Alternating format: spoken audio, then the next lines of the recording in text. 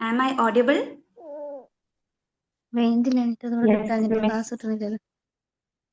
Audible ആണോ? കേൾക്കാൻ പറ്റുന്നുണ്ട്. ഓക്കെ. എൻ്റെ പേര് മുബീന.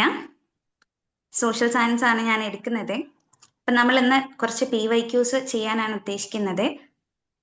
അപ്പോൾ 2024 കുറച്ച് ക്വസ്റ്റ്യൻസ് ആണ് നമ്മൾ ഇന്ന് ഇവിടെ ഡിസ്കസ് ചെയ്യാനായിട്ട് പോകുന്നത്. അപ്പൊ ഞാനൊന്ന് സ്ക്രീൻ ഷെയർ ചെയ്യാവേ. സ്ക്രീൻ കാണുന്നുണ്ടോ? ഓക്കെ. അപ്പൊ നമ്മൾ ഇതിലെ ആദ്യത്തെ ഒരു ക്വസ്റ്റ്യൻ നോക്കുകയാണെങ്കിൽ നമ്മളെ ചോദ്യം എന്ന് പറയുന്നത് ഏറ്റവും വലിയ ശിലാമണ്ഡല ഫലകം ഏത് എന്നുള്ളതാണ്. The largest lithospheric plate. അപ്പൊ നമുക്ക് 4 ഓപ്ഷൻസ് ഉണ്ട്. ഇന്ത്യൻ ഫലകം, വടക്കേ അമേരിക്കൻ ഫലകം, ഓസ്ട്രേലിയൻ ഫലകം, അതേപോലെ പസഫിക് ഫലകം. ഇതിലേതായിരിക്കും? നമ്മൾ മുന്നത്തെ ക്ലാസ്സിൽ പറഞ്ഞിട്ടുണ്ടായിരുന്നു, PYQലൊക്കെ നമ്മൾ പറഞ്ഞിട്ടുള്ള ഒരു ക്വസ്റ്റ്യൻ ആയിരുന്നു ഇത്. ഏതാണ്? നമുക്കറിയാം ഏകദേശം 7 മേജർ പ്ലേറ്റുകൾ ഫലകങ്ങൾ ഉണ്ട് എന്നുള്ളത് നമുക്കറിയാം. അപ്പൊ 4 ഓപ്ഷനിൽ ഇതിൽ ഏതായിരിക്കാനാണ് സാധ്യത? നമുക്കിതിന്റെ ആൻസറിലേക്ക് പോവാം. അപ്പോൾ ഇതിന്റെ ആൻസർ വരുന്നത് ഓപ്ഷൻ ഡി ആണ്, അഥവാ പസഫിക് ഫലകം, പസഫിക് പ്ലേറ്റ് ആണ് നമ്മൾ ഇതിന്റെ ആൻസർ ആയിട്ട് വരുന്നത്.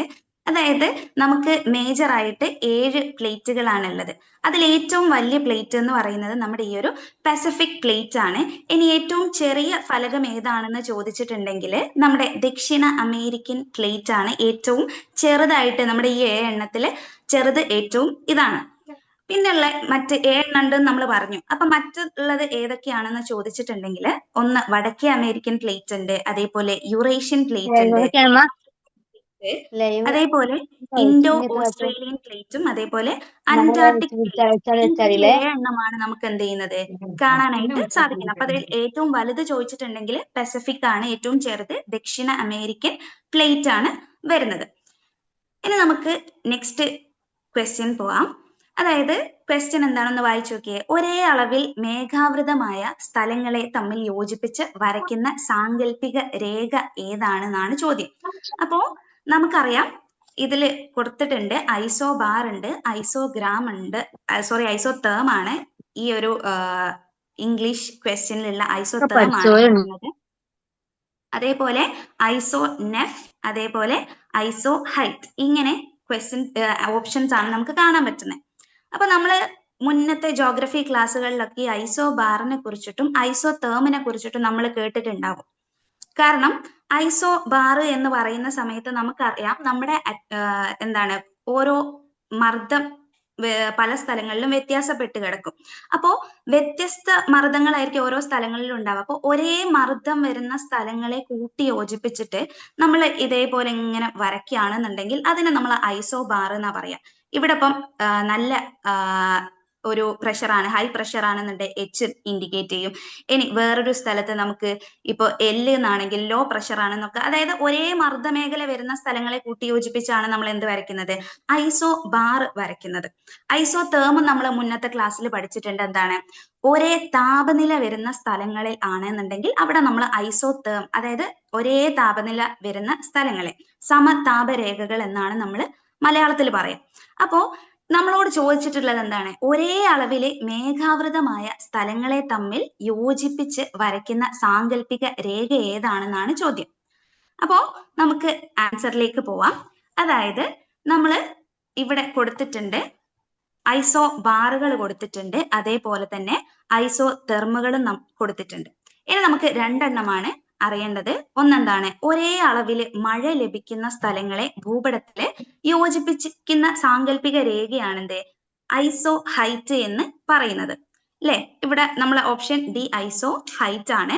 അപ്പോ നമ്മളോട് ചോദിച്ചത് അതല്ലേ, മേഘാവൃതമായിട്ടുള്ള സ്ഥലങ്ങളെയാണ് ചോദിച്ചിട്ടുള്ളത്. അപ്പൊ അതേതാണ്? ഒരേ തുല്യമായ അളവിൽ മേഘാവൃതമായിട്ടുള്ള സ്ഥലങ്ങളെ യോജിപ്പിച്ച് വരയ്ക്കുന്ന രേഖയാണേത്? ഐസോ നെഫ് എന്ന് പറയുന്നത്. അപ്പൊ നമ്മുടെ ആൻസർ ഏതാണ്? നമുക്ക് ഓപ്ഷൻ സി ആണ് നമ്മുടെ ആൻസർ ആയിട്ട് വരുന്നത്. അപ്പോ ഇതിൽ ഏതെങ്കിലും ഒന്ന് നമ്മളോട് ചോദിക്കാൻ സാധ്യതയുണ്ട്. ഐസോ ബാർ ആയിക്കോട്ടെ, ഐസോ തേം ആയിക്കോട്ടെ, അതേപോലെ ഐസോ നെഫ്, ഐസോ ഹൈറ്റ്. ഇത് ക്ലിയർ ആയിട്ടുണ്ട് എന്ന് വിചാരിക്കുന്നു. ഇനി നമുക്ക് അടുത്ത ക്വസ്റ്റ്യനിലേക്ക് പോവാം. അടുത്തതാണ് ദൈനിക താപാന്തരം ഏറ്റവും കൂടുതൽ അനുഭവപ്പെടുന്നത് എവിടെയാണ് എന്നുള്ള ഒരു ചോദ്യം. നമ്മൾ കാലാവസ്ഥ എന്നുള്ള ഒരു ക്ലാസ് എടുത്ത സമയത്ത് നമ്മൾ പറഞ്ഞിട്ടുണ്ടായിരുന്നു. അപ്പോ ദൈനിക താപാന്തരം എന്ന് പറഞ്ഞാല് ഡയൂണൽ റേഞ്ച് ഓഫ് ടെമ്പറേച്ചർ എന്ന് പറഞ്ഞാൽ എന്തായിരുന്നു? അതായത് ഒരു ദിവസം നമുക്കറിയാം മാക്സിമം ടെമ്പറേച്ചറും ഉണ്ടാവും, അതേപോലെ തന്നെ മിനിമം ടെമ്പറേച്ചറും ഉണ്ടാവും എന്ന് നമുക്കറിയാം. അപ്പോ എപ്പോഴാണ് ഒരു ദിവസത്തെ മാക്സിമം ടെമ്പറേച്ചർ എടുക്കുന്നത് എന്ന് ചോദിച്ചിട്ടുണ്ടെങ്കിൽ 2 PM എടുക്കുക. ഉച്ചയ്ക്ക് 2 മണിക്കാണ് മാക്സിമം ടെമ്പറേച്ചർ എടുക്കുന്നത്. അതേപോലെ തന്നെ ഏറ്റവും മിനിമം ടെമ്പറേച്ചർ, ഏറ്റവും കുറഞ്ഞ താപനില നമ്മൾ എടുക്കുന്നത് എപ്പോഴാണെന്ന് ചോദിച്ചിട്ടുണ്ടെങ്കിൽ നമ്മുടെ സൂര്യൻ ഉദിക്കുന്നതിന് തൊട്ട് മുന്നേ ആണ് നമ്മൾ ഏറ്റവും മിനിമം ടെമ്പറേച്ചർ എടുക്കുക. അപ്പോ ഇത് തമ്മിലുള്ള വ്യത്യാസത്തെയാണ് നമ്മൾ ദൈനിക താപാന്തരം എന്ന് പറയുന്നത്, അല്ലെങ്കിൽ ഡയൂണൽ റേഞ്ച് ഓഫ് ടെമ്പറേച്ചർ എന്ന് പറയുന്നത് സിമ്പിൾ ആയിട്ട്. അപ്പോ ചോദിച്ചിട്ടുള്ളത് 4 ഓപ്ഷൻസ് നമ്മൾ തന്നിട്ടുണ്ട്. ഇതിൽ എവിടെയാണ് ഏറ്റവും കൂടുതൽ ദൈനിക താപാന്തരം കാണുന്നത് എന്നാണ് ചോദ്യം. ഓപ്ഷൻ എ ഉഷ്ണ മരുഭൂമികൾ, ഹോട്ട് ഡെസേർട്ട് ഉണ്ട്, പർവ്വത ശിഖരങ്ങൾ ഉണ്ട്, അതായത് മൗണ്ടെയിൻ പീക്സ്, പിന്നെ കോസ്റ്റൽ റീജിയൻ, ഓഷ്യൻ സർഫേസസ്. ഇതാണ് നമുക്ക് തന്നിട്ടുള്ളത്. അപ്പോൾ ഇതിൽ ഏതോ ഒരു സ്ഥലത്ത് നമ്മുടെ ദൈനിക താപാന്തരം അല്ലെങ്കിൽ ഡയൂണൽ റേഞ്ച് ഓഫ് ടെമ്പറേച്ചർ എന്ന് പറയുന്നത് വളരെ മാക്സിമം ആണ്. അപ്പോ ഇതില് നമുക്കറിയാം ഇപ്പൊ തീരപ്രദേശങ്ങളല്ല. കാരണം എന്താന്ന് ചോദിച്ചിട്ടുണ്ടെങ്കിൽ അവിടെ എന്തുണ്ട്? തീരപ്രദേശങ്ങളിൽ നമുക്ക് കടൽക്കാറ്റും കരക്കാറ്റും ഒക്കെ ഡെയിലി എന്ത് ചെയ്യുന്നുണ്ട്? നമുക്ക് എക്സ്പീരിയൻസ് ചെയ്യുന്നുണ്ട്. അതേപോലെ ഓപ്ഷൻ ഡിയും അല്ല, ഓഷ്യൻ സർഫേസസ്, സമുദ്രോപരിതലത്തിലും അല്ല. പിന്നെ വരുന്നതാണ് പർവ്വത ശിഖരങ്ങൾ എന്ന് പറയുന്നത്, അതായത് മൗണ്ടെയിൻസിൽ നമുക്കറിയാം താഴ്വരക്കാറ്റുണ്ട്, അതേപോലെ വാലി ബ്രീസ്, ഇതൊക്കെ ഉണ്ട്. അപ്പൊ അതുകൊണ്ട് അവിടെ ആയിരിക്കില്ല ഡയൂണൽ റേഞ്ച് എന്ന് പറയുന്നത്. അപ്പൊ നമ്മുടെ ആൻസർ എന്ന് പറയുന്നത് ഓപ്ഷൻ എ ആയിരിക്കും. ഹോട്ട് ഡെസേർട്ട് അല്ലെങ്കിൽ നമ്മുടെ ഉഷ്ണ മരുഭൂമികളിലാണ് ഏറ്റവും കൂടുതൽ നമുക്ക് ഈ ഒരു ദൈനിക താപാന്തരം കാണാൻ പറ്റുന്നത്. അതായത് നമ്മുടെ മാക്സിമം ടെമ്പറേച്ചർ എന്ന് പറയുന്നത് ഉച്ചക്ക് 2 മണിക്ക് എടുക്കുന്ന സമയത്ത് ചിലപ്പോൾ ഒരു 38-40 ഒക്കെ ചിലപ്പം എക്സ്പീരിയൻസ് ചെയ്യാം. ഇനി സൂര്യൻ ഉദിക്കുന്നതിന് മുന്നേ നമ്മൾ നോക്കിക്കഴിഞ്ഞാൽ വളരെ കുറവായിരിക്കും. അപ്പൊ അത് തമ്മിലുള്ള വ്യത്യാസം വളരെ കൂടുതലായിരിക്കും. അപ്പൊ അതുകൊണ്ടാണ് നമ്മുടെ ഡെസേർട്ട് റീജിയനിൽ നമുക്ക് ഏറ്റവും കൂടുതൽ താപനില കാണാനായിട്ട് സാധിക്കുന്നത്. അതാണ് ഇവിടെ ഒരു എക്സ്പ്ലനേഷൻ ആയിട്ട് കൊടുത്തിട്ടുള്ളത്. അപ്പോൾ ഒരു ദിവസത്തെ കൂടിയ താപനിലയും കുറഞ്ഞ താപനിലയും തമ്മിലുള്ള വ്യത്യാസമാണ് നമ്മുടെ ദൈനിക താപാന്തരം എന്ന് പറയുന്നത്. ഇപ്പൊ മരുഭൂമിയിലാണ് ഏറ്റവും കൂടുതൽ താപനില നമ്മൾ അളക്കുന്നത്, തെർമോമീറ്റർ ഉപയോഗിച്ചിട്ടാണ് നമ്മൾ അളക്കുന്നത്. ഇനി നമുക്ക് അടുത്ത ക്വസ്റ്റ്യനിലേക്ക് പോവാം. അതായത് ഇന്ത്യയുടെ കിഴക്കും പടിഞ്ഞാറും അതിർത്തികൾ തമ്മിൽ ഏകദേശം 10 അല്ല, നമുക്ക് 30 ഡിഗ്രിയാണ്. നമ്മുടെ ഈ ഒരു ഇത് നോക്കിയാൽ മതി, 30 ഡിഗ്രിയാണ് വ്യത്യാസമുള്ളത്. അപ്പൊ ഈ സ്ഥലങ്ങൾക്കിടയിലെ പ്രാദേശിക സമയ വ്യത്യാസം എത്ര എന്നാണ് ചോദ്യം. നമ്മൾ ടൈം കാൽക്കുലേഷൻ പഠിച്ച സമയത്ത് നമ്മൾ ഇത് കൃത്യമായിട്ട് പഠിച്ചിട്ടുണ്ട്. അപ്പൊ അതെങ്ങനെയാ വരുന്നത് നമുക്ക് നോക്കാം. അപ്പോ ഇവിടെ നോക്കിയാൽ നമുക്കറിയാം നമ്മുടെ ഭൂമി ഏകദേശം 360 ഡിഗ്രിയാണുള്ളത് നമുക്ക് അറിയാം. 24 മണിക്കൂർ എടുത്തിട്ടാണ് എന്ത് ചെയ്യുന്നത്? നമ്മുടെ ഭൂമി ഇങ്ങനെ കറങ്ങിക്കൊണ്ടിരിക്കുന്നത്. അപ്പോ ഈ 24 മണിക്കൂറിനെ നമുക്ക് ആദ്യം മിനിറ്റിലേക്ക് മാറ്റണം. അതായത് നമുക്ക് 24 × 60, 1 മണിക്കൂർ എന്ന് പറയുന്ന സമയത്ത് 60 മിനിറ്റ് ആണല്ലോ. അപ്പൊ നമ്മൾ നോക്കിയാൽ അറിയാം 1440 മിനിറ്റുകളാണ് നമുക്ക് ഇതിൽ ഉണ്ടാവുന്നത്. അതായത് 24 മണിക്കൂർ എന്ന് പറഞ്ഞാൽ 1440 മിനിറ്റുകളാണ്. അപ്പൊ 1 ഡിഗ്രി, അതായത് 360 ഡിഗ്രിയാണ് നമുക്ക് ഭൂമി മൊത്തത്തിലുള്ളത് നമുക്കറിയാം. അപ്പൊ 1 ഡിഗ്രി നമുക്ക് തിരിയാൻ വേണ്ടി ആവശ്യമുള്ള സമയം നമ്മൾ നോക്കുകയാണെങ്കിൽ നമുക്കിത് ഡിവൈഡ് ചെയ്താൽ 4 മിനിറ്റ്സ് നമുക്ക് കിട്ടും. അപ്പോ ക്വസ്റ്റ്യനിൽ നമുക്ക് ചോദിച്ചിട്ടുള്ളത് എത്രയാണ്? നമുക്ക് ചോദിച്ചിട്ടുള്ളത് 30 ഡിഗ്രിയാണ് നമ്മളോട് ചോദിച്ചിട്ടുള്ളത്. 30 ഡിഗ്രിയാണ് നമ്മളോട് ചോദിച്ചിട്ടുള്ളത്. അപ്പൊ 15 ഡിഗ്രിൻ്റെത് ഇവിടെ കൊടുത്തിട്ടുണ്ട്. നമ്മുടെ ക്വസ്റ്റ്യൻ എന്ന് പറയുന്നത് 30 ഡിഗ്രിയാണ്. അപ്പോ ഇവിടെ 15 ഡിഗ്രി നോക്കുകയാണെന്നുണ്ടെങ്കിൽ നമുക്ക് 15 × 4 ചെയ്താൽ നമുക്ക് 60 മിനിറ്റ് എന്ന് കിട്ടും. അപ്പോ നമുക്ക് 30 ഡിഗ്രി ആണല്ലോ, അപ്പൊ 30 × 4 ചെയ്തിട്ടുണ്ടെങ്കിൽ നമുക്ക് എന്ത് ചെയ്യാം? നമുക്ക് ആൻസർ കിട്ടും. അപ്പൊ എത്രയായിരിക്കും നമ്മുടെ ആൻസർ എന്ന് പറയുന്നത്? നമുക്ക് 2 hours ആണ്. നമ്മുടെ ഓപ്ഷൻ എ ആണ് നമ്മുടെ ആൻസർ എന്ന് പറയുന്നത്. കാരണം 15 ഡിഗ്രി കറങ്ങാനേ നമുക്ക് 1 മണിക്കൂർ 60 മിനിറ്റ് മതി. അപ്പം അതിന്റെ ഡബിൾ ആണല്ലോ 30 ഡിഗ്രി. അപ്പൊ നമുക്ക് 2 മണിക്കൂർ ഉണ്ടെങ്കിൽ എന്ത് ചെയ്യാം? ഈ ഇന്ത്യയുടെ കിഴക്കും പടിഞ്ഞാറും അതിർത്തികൾ തമ്മിൽ ഏകദേശം 30 ഡിഗ്രി വ്യത്യാസമാണ് ഉള്ളത് എന്നുണ്ടെങ്കിൽ ഇവിടെയുള്ള 2 മണിക്കൂർ വ്യത്യാസമായിരിക്കും സമയങ്ങൾക്കിടയിൽ ഉണ്ടാവുന്നത്. ഇനി അടുത്ത ഒരു ചോദ്യമാണ്, നമ്മുടെ ഏറ്റവും വലിയ ഉപദ്വീപീയ നദി ഏത്? ദ ലാർജസ്റ്റ് പെനിൻസുലാർ റിവർ ഏതാണെന്നാണ് ചോദ്യം. അപ്പോ ഇവിടെ ഓപ്ഷൻസിൽ കൊടുത്തിട്ടുണ്ട്, മഹാനദി ഉണ്ട്, ഗോദാവരി ഉണ്ട്, നർമ്മദയുണ്ട്, കാവേരി ഉണ്ട്. അപ്പോ ഇതിൽ നമുക്ക് നോക്കിയാൽ അറിയാം ഏറ്റവും നീളം കൂടിയിട്ടുള്ളത് ഏതാണെന്ന് ചോദിച്ചിട്ടുണ്ടെങ്കിൽ നമ്മുടെ ഗോദാവരിയാണ്. അതായത് നമ്മുടെ ഓപ്ഷൻ ബി ആണ് നമ്മുടെ ആൻസർ എന്ന് പറയുന്നത്. ഏറ്റവും നീളം കൂടിയത് ഇതാണ്. അതായത് നമ്മൾ ഉപദ്വീപീയ നദി പഠിച്ച സമയത്ത് കിഴക്കോട്ട് ഒഴുകുന്ന നദിയിൽ നമ്മൾ പറഞ്ഞതാണ് ഈ ഒരു ഗോദാവരി എന്ന് പറയുന്നത്, കൃഷ്ണ, കാവേരി, മഹാനദി ഒക്കെ. അപ്പോ ഇതിൽ ഗോദാവരിയാണ് ഏറ്റവും നീളം കൂടുതലുള്ളതും നമ്മുടെ ദക്ഷിണ ഗംഗ എന്നറിയപ്പെടുന്ന നദിയും ഗോദാവരിയാണ്. അപ്പൊ അതിന്റെ ഏകദേശം നീളം എന്ന് പറയുന്നത് 1465 കിലോമീറ്റർ ആണ്. അപ്പൊ കൂട്ടത്തിൽ കിഴക്കോട്ട് ഒഴുകുന്ന നദിയിൽ ഏറ്റവും കൂടുതൽ അല്ലെങ്കിൽ തീരെ വറ്റാത്തതായിട്ട് നമുക്ക് കാണാൻ പറ്റുന്നത് കാവേരിയാണ്. കാരണം അത് നമ്മുടെ മൺസൂൺ പറയുന്ന സമയത്ത് സൗത്ത് വെസ്റ്റ് മൺസൂണിലായാലും നോർത്ത് ഈസ്റ്റ് മൺസൂൺ സമയത്തായാലും ഒക്കെ എന്ത് ചെയ്യുന്നുണ്ട്, ഈ ഭാഗത്ത് കാവേരി പോകുന്ന ഭാഗങ്ങളിൽ മഴ കിട്ടുന്നുണ്ട്. അതുകൊണ്ട് തന്നെ വർഷം മുഴുവൻ അത് വറ്റാതെ നമുക്ക് കാണാനായിട്ട് പറ്റും. ഇനി അടുത്തൊരു ക്വസ്റ്റ്യൻ ആണ്, നമ്മുടെ താഴെ കൊടുത്തിരിക്കുന്നവയിൽ മാനവ വികസന സൂചികയിൽ പരിഗണിക്കപ്പെടാത്തതാണ് ചോദ്യം. അപ്പോ ഇങ്ങനത്തെ ക്വസ്റ്റ്യൻ വരുമ്പോൾ നമ്മൾ ഒന്ന് ശ്രദ്ധിക്കണം. അതായത് ക്വസ്റ്റ്യൻ നോക്കിയാൽ നോട്ട് എന്നാണ് അല്ലെങ്കിൽ പെടാത്തത് ഏതാണ് എന്നാണ് നമുക്ക് ചോദ്യം വന്നിട്ടുള്ളത്. HDIക്ക് നമുക്കറിയാം 3 കാര്യങ്ങളാണ് നമ്മൾ മെഷർ ചെയ്യുന്നത് ഹ്യൂമൻ ഡെവലപ്മെന്റ് ഇൻഡെക്സ് വെച്ചിട്ട്. അപ്പോൾ ഇതിൽ 4 എണ്ണം കൊടുത്തിട്ടുണ്ട്. അപ്പൊ അതിൽ ഏതോ ഒന്ന് പെടാത്തതാണ്, അത് ഏതാണെന്നാണ് ചോദ്യം. അപ്പൊ ഓപ്ഷൻ എ എന്ന് പറയുന്നത് ആയുർദൈർഘ്യമാണ്. രണ്ടാമത്തത് മൊത്തം ആഭ്യന്തര ഉൽപ്പന്നം അല്ലെങ്കിൽ GDP ആണ്. മൂന്നാമത്തത് മൊത്തം സ്കൂൾ പ്രവേശന നിരക്കാണ് അല്ലെങ്കിൽ gross school enrolment rate. D എന്ന് പറയുന്നത് പ്രതിശീർഷ വരുമാനം അല്ലെങ്കിൽ പെർ ക്യാപിറ്റ ഇൻകം. ഇതിൽ ഏതാണെന്നാണ് ചോദ്യം. പെടാത്തത് നമുക്ക് നോക്കിയാൽ തന്നെ അറിയാം. നമ്മൾ പഠിച്ച സമയത്ത് നമ്മൾ പറഞ്ഞിട്ടുണ്ടായിരുന്നു ഓപ്ഷൻ ബി ആണ്. അതായത് നമ്മുടെ GDP ആണ് എന്ത് ചെയ്യുന്നത്, നമ്മൾ HDIയിൽ നമ്മൾ പരിഗണിക്കാത്തത്. നമ്മൾ ആയുർദൈർഘ്യം നോക്കും, എത്ര കാലം വരെ നമ്മൾ ജീവിക്കുന്നുണ്ട് അല്ലെങ്കിൽ ഓരോ രാജ്യത്ത് എത്രത്തോളം ആയുർദൈർഘ്യം ഉണ്ട് എന്ന് നോക്കും. അതേപോലെ തന്നെ സ്കൂൾ പ്രവേശന നിരക്ക്, അതായത് അവിടുത്തെ ലിറ്ററസി, അതായത് അവർ എത്രത്തോളം അവർക്ക് എഴുതാനും വായിക്കാനും അറിയാം എന്നുള്ളതും. പ്രതിശീർഷ വരുമാനം, അവിടെയുള്ള ആളുകളുടെ പ്രതിശീർഷ വരുമാനവും എന്ത് ചെയ്യുന്നുണ്ട് ഇതിൽ നമ്മൾ നോക്കുന്നുണ്ട്. അപ്പൊ ഇവിടെ കൊടുത്തിട്ടുണ്ട്. ഇങ്ങനെയാണ് നമ്മൾ മെഷർ ചെയ്യുന്നത്. 3 ഇൻഡെക്സ് ആണ് നമുക്ക് പ്രധാനമായിട്ടുണ്ടാവുക. അപ്പോൾ ഇത് 3 നമ്മൾ വെച്ചിട്ട് നമ്മൾ എന്ത് ചെയ്യും, HDI കണ്ടെത്തും. 0ന്റെയും 1ന്റെയും ഇടയിലായിരിക്കും നമുക്ക് കിട്ടുന്ന വാല്യൂ എന്ന് പറയുന്നത്. 0ന്റെയും 1ന്റെയും ഇടയിലായിരിക്കും വാല്യൂ എന്ന് പറയുന്നത്. അപ്പൊ അതിനനുസരിച്ചിട്ട് നമ്മൾ 4 കാറ്റഗറി ആയിട്ട് നമ്മൾ തിരിക്കുകയാണ് ചെയ്യുക. നമ്മൾ മുന്നത്തെ ക്ലാസ്സുകളിൽ നമ്മൾ പറഞ്ഞിട്ടുണ്ട്. ഇനി അടുത്ത ഒരു ക്വസ്റ്റ്യൻ ആണ്, സാമ്പത്തിക വളർച്ച എന്ന ആശയം മുഖ്യമായും കേന്ദ്രീകരിച്ചിരിക്കുന്നത് താഴെ കൊടുത്തിരിക്കുന്നവയിൽ ഏതുമായിട്ടാണെന്നാണ് ചോദ്യം. അതായത് എക്കണോമിക് ഗ്രോത്തിനെ കുറിച്ചാണ്. നമ്മൾ എക്കണോമിക് ഗ്രോത്തും എക്കണോമിക് ഡെവലപ്മെന്റും സാമ്പത്തിക വളർച്ചയും വികസനവും ഒക്കെ നമ്മൾ കൃത്യമായിട്ട് ക്ലാസ്സിൽ പഠിച്ചിട്ടുള്ളതാണ്. അപ്പൊ ഇതിൽ ഏതായിരിക്കും നമുക്ക് ഓപ്ഷൻസിൽ വരിക? ഓപ്ഷൻ വായിക്കാം. എ എന്ന് പറയുന്നത് ജീവിത രീതിയിലുള്ള ഗുണപരമായ മെച്ചപ്പെടലാണ്. അതേപോലെ ദേശീയ ഉൽപാദനത്തിലുള്ള പാരിമാണികമായ വർധനവ്, അതേപോലെ വരുമാനത്തിന്റെ അസമത്വം കുറയ്ക്കല്, ദാരിദ്ര്യ നിർമ്മാർജ്ജനം. അപ്പോ എക്കണോമിക് ഗ്രോത്ത് എന്ന് പറഞ്ഞാൽ തന്നെ അന്ന് ക്ലാസ്സിൽ പറഞ്ഞിട്ടുണ്ടായിരുന്നു, ഗ്രോത്ത് എപ്പോഴും അല്ലെങ്കിൽ വളർച്ച എപ്പോഴും ക്വാണ്ടിറ്റേറ്റീവ് ആയിരിക്കും. നമ്മൾ അത് തമ്മിൽ എക്കണോമിക് ഗ്രോത്തും ഡെവലപ്മെന്റും തമ്മിൽ പറഞ്ഞ സമയത്ത് നമ്മൾ ബേസിക് ആയിട്ട് പറഞ്ഞിട്ടുള്ളതാണ്.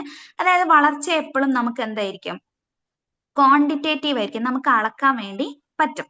അതായത് അപ്പൊ ഇതിൽ ക്വാണ്ടിറ്റേറ്റീവ് ആയിട്ട് നമുക്ക് നോക്കുകയാണെന്നുണ്ടെങ്കിൽ ഓപ്ഷൻ ബി ആണ് നമ്മുടെ ആൻസർ എന്ന് പറയുന്നത്. അതായത് എക്കണോമിക് ഗ്രോത്ത്, അതായത് നമ്മൾ ഒരു എക്സാമ്പിൾ പറഞ്ഞിട്ടുണ്ടായിരുന്നു. അതായത് നമ്മളിപ്പം തൊട്ട് മുന്നേ ഉള്ള വർഷത്തേക്കാൾ എത്രത്തോളം വെയിറ്റ് കൂടിയിട്ടുണ്ട്, അതായത് ഒരു വളർച്ചയാണല്ലോ കാണിക്കുന്നത്, അല്ലെങ്കിൽ ഹൈറ്റ് കൂടിയത്, നമുക്ക് ക്വാണ്ടിറ്റേറ്റീവ് ടേംസിൽ നമുക്ക് പറയാൻ പറ്റും. ഇനി ക്വാളിറ്റേറ്റീവ് ആയിട്ടുള്ള കാര്യങ്ങളെയാണ് പറയുന്നത് എന്നുണ്ടെങ്കിൽ അത് എക്കണോമിക് ഡെവലപ്മെന്റ്, സാമ്പത്തിക വികസനത്തെയാണ് എന്ത് ചെയ്യുന്നത്, കാണിക്കുന്നത്. അപ്പോ സിയും ഡിയും ഒക്കെ ഇതുമായിട്ട് കുറച്ച് ബന്ധമുണ്ടെങ്കിൽ പോലും ആപ്റ്റ് ആയിട്ടുള്ള ഉത്തരം എന്ന് പറയുന്നത് നമ്മുടെ ഓപ്ഷൻ ബി ആണ്. ഇനി അടുത്ത ഒരു ക്വസ്റ്റ്യൻ ആണ്, താഴെ കൊടുത്തിരിക്കുന്നവയിൽ ഇന്ത്യയിലെ 2ാം പഞ്ചവത്സര പദ്ധതിയിലെ പ്രാഥമിക ലക്ഷ്യം ഏതായിരുന്നു എന്നുള്ളത്. അതായത് which of the following was the primary objective of the second 5-year plan in India. അതായത് 5-year പ്ലാൻ തന്നെ നമ്മൾ കൊണ്ടുവന്നിട്ടുള്ളത് ഏതെങ്കിലും ഒരു ഏരിയയിൽ ഫോക്കസ് കൊടുക്കാൻ ഒരു പ്രാഥമിക ലക്ഷ്യം ഉണ്ടാവും ഈ ഒരു 5-year പ്ലാൻ എടുക്കുന്ന സമയത്ത്. അപ്പൊ നമ്മൾ പറഞ്ഞിട്ടുണ്ട് 1950-ലാണ് എന്ത് ചെയ്യുന്നത്, പ്ലാനിംഗ് കമ്മീഷൻ സ്റ്റാർട്ട് ചെയ്യുന്നത്. നമ്മൾ പറഞ്ഞ പ്ലാനിംഗ് കമ്മീഷൻ വരുന്നത്. അപ്പോൾ തൊട്ടടുത്ത വർഷം 1951-ലാണ് എന്ത് ചെയ്യുന്നത്, 51 മുതൽ 56 വരെയാണ് എന്ത് ചെയ്യുന്നത് ആദ്യത്തെ 5-year പ്ലാൻ, ഫസ്റ്റത്തെ 5-year പ്ലാൻ വരുന്നത്. അപ്പൊ അതിന് പ്രാധാന്യം കൊടുത്തിരുന്നത് നമ്മൾ അഗ്രികൾച്ചറിന്, കൃഷിക്കാണ് നമ്മൾ പ്രാധാന്യം കൊടുത്തിരുന്നത്. അതിനുശേഷം രണ്ടാമത്തെ പഞ്ചവത്സര പദ്ധതിയാണ് 56 മുതൽ 61 വരെ, 5 വർഷത്തേക്ക്. അപ്പൊ അതിൽ ഏതിനാണ്, താഴെ കൊടുത്തതിൽ എന്തൊക്കെയുണ്ട്, ദ്രുതഗതിയിലുള്ള വ്യാവസായികവത്കരണം ആർജിക്കല്, അതേപോലെ കാർഷിക സ്വയം പര്യാപ്തത ഉറപ്പുവരുത്തല്, പൊതുമേഖലാ സ്ഥാപനങ്ങളുടെ സ്വകാര്യവൽക്കരണം, കയറ്റുമതി കേന്ദ്രീകൃത വളർച്ച പരിപോഷിപ്പിക്കല്, ഇതൊക്കെ കൊടുത്തിട്ടുണ്ട്. അപ്പോ ആദ്യം നമ്മൾ കൃഷിക്കാണ് പ്രാധാന്യം കൊടുത്തത് ഫസ്റ്റത്തതിൽ. സെക്കൻഡ് ആകുന്ന സമയത്ത് നമ്മൾ കുറച്ചും കൂടെ ഇൻകം ജനറേറ്റ് ചെയ്യാൻ പറ്റുന്ന, അല്ലെങ്കിൽ കുറച്ചും കൂടെ സ്ട്രോങ്ങർ ആയിട്ടുള്ള സെക്ടറിലേക്കാണ് നമ്മൾ ഫോക്കസ് കൊടുത്തിരുന്നത്. അപ്പൊ നമ്മുടെ ആൻസർ എന്ന് പറയുന്നത് ഓപ്ഷൻ എ ആണ്. അതായത് നമുക്ക് വ്യാവസായികവൽക്കരണത്തിനായിരുന്നു നമ്മൾ എന്ത് ചെയ്തിരുന്നത്, പ്രാധാന്യം കൊടുത്തിരുന്നത്. PC മഹാലനോബിസിനെ ഒക്കെ കുറിച്ചിട്ട് നമ്മൾ അന്ന് ക്ലാസ്സിൽ പറഞ്ഞിട്ടുണ്ട്. അപ്പോ പഞ്ചവത്സര പദ്ധതിയിൽ നമുക്ക് എന്തായാലും ഒരു ചോദ്യം നമുക്ക് പ്രതീക്ഷിക്കാനായിട്ട് പറ്റും. ഇനി അടുത്തൊരു ചോദ്യമാണ്, താഴെ കൊടുത്തിരിക്കുന്നവയിൽ ലോക വ്യാപാര സംഘടനയുടെ ആസ്ഥാനം ഏത് എന്നാണ് ചോദ്യം. അതായത് ഇത് സ്ഥിരമായിട്ട് ഒരു 3-4 ക്വസ്റ്റ്യൻ പേപ്പറിൽ റിപ്പീറ്റ് ചെയ്ത് വന്നിട്ടുള്ള ഒരു ചോദ്യമാണ്. WTOന്റെ ക്വസ്റ്റ്യന് വേൾഡ് ട്രേഡ് ഓർഗനൈസേഷൻ, അതായത് ലോക വ്യാപാര സംഘടനയുടെ ആസ്ഥാനം ഏത്, അല്ലെങ്കിൽ അത് വർഷമൊക്കെ സ്ഥിരമായിട്ട് ചോദിക്കാറുണ്ട്. ഒന്നെങ്കിൽ വർഷം ചോദിക്കും, അല്ലെങ്കിൽ ആസ്ഥാനം ചോദിക്കാറുണ്ട്. അപ്പോ ഇതിൽ നമ്മൾ നോക്കിയാൽ അറിയാം, നമ്മുടെ ആൻസർ എന്ന് പറയുന്നത് ഓപ്ഷൻ സി ആണ്. ഓപ്ഷൻ സി, ജനീവയിലാണ് നമ്മുടെ WTOന്റെ ഇത് വരുന്നത്, അതിന്റെ ഹെഡ് ക്വാർട്ടേഴ്സ് വരുന്നത്. അതേപോലെ തന്നെ ഏത് വർഷമാണെന്ന് ചോദിച്ചിട്ടുണ്ടെങ്കിൽ 1995 ജാനുവരി 1-നാണ് എന്ത് ചെയ്തിട്ടുള്ളത്, ഇത് നിലവിൽ വന്നിട്ടുള്ളത്. ഓക്കെ, ഇത് ഇമ്പോർട്ടന്റ് ആണ് ഈ ഒരു ക്വസ്റ്റ്യൻ എന്ന് പറയുന്നത്. ഇനി അടുത്തൊരു ചോദ്യമാണ്, ഇത് സിമ്പിൾ ആയിട്ട് നമുക്ക് ആൻസർ ചെയ്യാൻ പറ്റും. നമ്മൾ കുറച്ചെങ്കിലും സിനിമകളൊക്കെ കാണുന്നുണ്ടെന്നുണ്ടെങ്കിൽ പെട്ടെന്ന് നമുക്ക് ആൻസർ ചെയ്യാൻ പറ്റുന്നതാണ്. കേരളത്തിൽ ഏത് ജില്ലയിലാണ് കയർ ഉൽപാദനത്തിന്റെ കേന്ദ്രമായിട്ട് അറിയപ്പെടുന്നത് എന്നുള്ളത് നമുക്ക് എന്തായാലും അറിയാം. ഏതാണ്, ഓപ്ഷൻ ബി ആണ് അല്ലെ. ആലപ്പുഴ ജില്ലയിൽ നമ്മൾ പല മലയാളം സിനിമകളിലെ പാട്ടുകളിലൊക്കെ നമ്മൾ കണ്ടിട്ടുണ്ടാവും കയറൊക്കെ ഉണ്ടാക്കുന്നത്. അപ്പോ ഓപ്ഷൻ ബി, ആലപ്പുഴയാണ് എന്ത് നമ്മുടെ ഈ ഒരു ആൻസർ എന്ന് പറയുന്നത്. ഇനി അടുത്ത ചോദ്യം, 2024 ഏപ്രിൽ മാസം അടിസ്ഥാനമാക്കി ഇന്ത്യയിലുള്ള ദേശസാൽകൃത വാണിജ്യ ബാങ്കുകളുടെ എണ്ണം, അതായത് the number of nationalised commercial bank in India as on April 2024. അപ്പോ നമ്മുടെ ആൻസർ എന്ന് പറയുന്നത് ഓപ്ഷൻ എ ആണ്. അതായത് 12 എണ്ണമാണ് എന്ത് ചെയ്തിട്ടുള്ളത്, നാഷണലൈസ് ചെയ്തിട്ടുള്ളത് നമ്മുടെ 2024. ഏതൊക്കെയാണെന്ന് ചിലപ്പോ ചില ബാങ്കുകൾ കൊടുത്തിട്ട് ഇത് 2024 നാഷണലൈസ് ആയതാണോ എന്ന് ചോദ്യം വരാറുണ്ട്. അപ്പോ SBI ഉണ്ട്, അതായത് നമ്മുടെ സ്റ്റേറ്റ് ബാങ്ക് ഓഫ് ഇന്ത്യ ഉണ്ട്, 12 എണ്ണം പറയാണ്. അതേപോലെ പഞ്ചാബ് നാഷണൽ ബാങ്ക് ഉണ്ട്, ബാങ്ക് ഓഫ് ബറോഡ, പിന്നെ Canara bank, union bank of India, അതേപോലെ bank of India, then Indian bank, central bank of India, Indian overseas bank, പിന്നെ UCO bank, bank of Maharashtra, Punjab and Sindh bank. ഇതാണ് 12 എണ്ണം എന്ന് പറയുന്നത്. ഇപ്പോഴും നമ്മൾ നോക്കിയാൽ 12 എണ്ണമാണ് നമുക്ക് കാണാൻ പറ്റുന്നത്. അപ്പൊ 12 ആണ് നമ്മുടെ ഇന്ത്യയിൽ ഇപ്പൊ 2024 എന്ത് ചെയ്തിട്ടുള്ളത്, നാഷണലൈസ് ചെയ്തിട്ടുള്ള കൊമേഴ്ഷ്യൽ ബാങ്ക് എന്ന് പറയുന്നത് 12 എണ്ണമാണ്. ഇനി അടുത്തൊരു ചോദ്യം, ഇന്ത്യയിൽ അവസാനമായിട്ട് ജനസംഖ്യാ കണക്കെടുപ്പ് നടന്ന വർഷം ഏതാണെന്നാണ് ചോദ്യം. In which year was the last census in India carried out? ഇതെല്ലാവർക്കും അറിയുന്നതാണ്. ഓപ്ഷൻ ബി, 2011 നടന്നിട്ടുള്ളത്, ലാസ്റ്റ് ആയിട്ട് നടന്നിട്ടുള്ളത്. ഫസ്റ്റ് സോറി 2011 ശേഷം നമ്മൾ 2021 നടത്തേണ്ടിയിരുന്നത്. പക്ഷെ എന്ത് ചെയ്തിട്ടില്ല, ആ സമയത്ത് നമ്മുടെ കൊറോണ ആയത് കാരണം നമുക്ക് ചെയ്യാൻ വേണ്ടി പറ്റിയിട്ടില്ല. അപ്പൊ ഓപ്ഷൻ ബി ആണ് നമ്മുടെ ആൻസർ എന്ന് പറയുന്നത്. ഇനി അടുത്തൊരു ചോദ്യത്തിലേക്ക് പോവുകയാണ്. ജനങ്ങൾ അല്ലെങ്കിൽ അവരുടെ പ്രതിനിധികൾ അധികാരം കൈയാളുന്ന ഭരണ സമ്പ്രദായത്തിന് പറയുന്ന പേരെന്ത്? രാജവാഴ്ച, ജനാധിപത്യം, ഒളിഗാർക്കി, സ്വേച്ഛാധിപത്യം. അതായത് what is the term for a system of government in which power is held by the people or their elected representatives. അതായത് ഒന്നെങ്കിൽ ജനങ്ങൾ അവരുടെ പ്രതിനിധികൾക്ക് അധികാരം കണ്ടെത്തി അല്ലെങ്കിൽ ഇലക്ഷനിലൂടെയൊക്കെ അധികാരം കൊടുക്കുന്ന സമ്പ്രദായത്തിന്റെ പേരാണ് ഇവിടെ ചോദിച്ചിട്ടുള്ളത്. രാജവാഴ്ചയല്ല എന്ന് നമുക്കറിയാം, അല്ല അല്ലെ? അതേപോലെ തന്നെ സ്വേച്ഛാധിപത്യവുമല്ല, ഒളിഗാർക്കിയും അല്ല. ഇവിടെ ഉള്ളത് എന്താണ്? ജനാധിപത്യമാണ്. അതായത് ജനങ്ങൾക്ക് നമ്മൾ തന്നെ സെലക്ട് ചെയ്യുന്ന ആളുകളാണ്. നമ്മൾ റെപ്രസെന്റേറ്റീവ്സിനെ നമ്മൾ ആളുകളെ അധികാരത്തിൽ എത്തിക്കുന്നത് ഇലക്ഷനിലൂടെയൊക്കെ ജനാധിപത്യമായിട്ടുള്ള ഒരു രാജ്യത്താണ് നമുക്കിതൊക്കെ നടക്കുന്നത്. അടുത്തൊരു ചോദ്യമാണ്, താഴെ പറയുന്നവയിൽ ഗ്രാമപഞ്ചായത്തിന്റെ ചുമതലയിൽ പെടുന്നത് ഏത് എന്നാണ് ചോദ്യം. വരുമാന നികുതി പിരിക്കുക, ക്രമസമാധാന പാലനം, അതേപോലെ പ്രാഥമിക വിദ്യാഭ്യാസം, അതേപോലെ ദേശീയ പാതകൾ നിർമ്മിക്കുക. അതായത് നമ്മുടെ ഗ്രാമപഞ്ചായത്തിന്റെ ഫങ്ഷൻസ് ആണ് എന്ത് ചെയ്തിട്ടുള്ളത്, ഇവിടെ കൊടുത്തിട്ടുള്ളത്. അപ്പൊ ഇതില് ഗ്രാമപഞ്ചായത്തിന്റെ പ്രധാനപ്പെട്ട ഒരു ഫങ്ഷൻ എന്ന് പറയുന്നത് നമ്മുടെ ഓപ്ഷൻ സി ആണ്. നമ്മുടെ പ്രാഥമിക വിദ്യാഭ്യാസമാണ് നമ്മുടെ ഇവിടെ കൃത്യമായിട്ട് കൊടുക്കുന്നത്. ബാക്കിയൊക്കെ മറ്റ് പഞ്ചായത്തുകളുടെയൊക്കെ അധികാര പരിധിയിൽ വരുന്നതാണ്. അപ്പൊ പ്രാഥമിക വിദ്യാഭ്യാസമാണ് പ്രധാനമായിട്ടും എന്തിൽ വരുന്നത്, നമ്മുടെ ഗ്രാമപഞ്ചായത്തിന്റെ ചുമതലയിൽ വരുന്നത് എന്ന് നമുക്ക് പറയാൻ സാധിക്കും. ഇനി അടുത്തൊരു ക്വസ്റ്റ്യൻ നമുക്ക് അറിയാവുന്നതാണ്. ഇന്ത്യൻ പ്രസിഡന്റിനെ തൽസ്ഥാനത്ത് നിന്നും നീക്കം ചെയ്യുന്ന പ്രക്രിയക്ക് പറയുന്ന പേര്. അതായത് what is the name of the process of removal of president of India.